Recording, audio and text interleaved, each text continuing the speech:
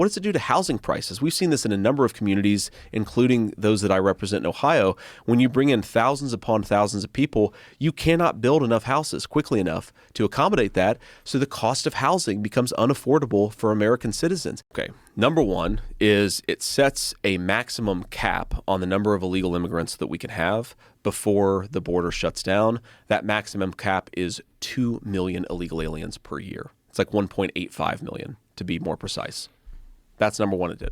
Number two, it codified what's called catch and release, where a person comes into our country, they're an illegal immigrant, but they say, no, I'm not an illegal immigrant, I'm an asylum seeker.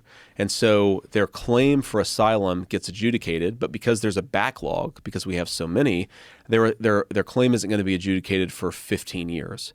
So rather than having that person wait in Mexico, we give them a work permit, and we give them legal status, and we let them come into the United States of America. That's called catch and release. Donald Trump's policy was you have to wait in Mexico. We're not going to catch you and then release you into the country for 15 years.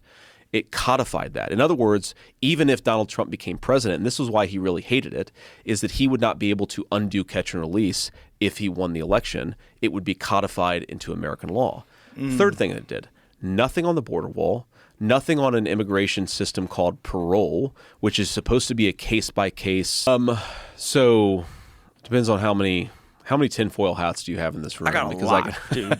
I got a wardrobe. We can get real serious about this real quick, or pretty crazy very quickly. Look, I think what is obvious is, and I've seen this in the halls of Congress, I've seen it very explicitly. You talk about lobbying, and we obviously talked about in the context of other industries. There is a massive corporate lobby for cheap labor in the United States of America. And that is, I think, the main thing that's going on.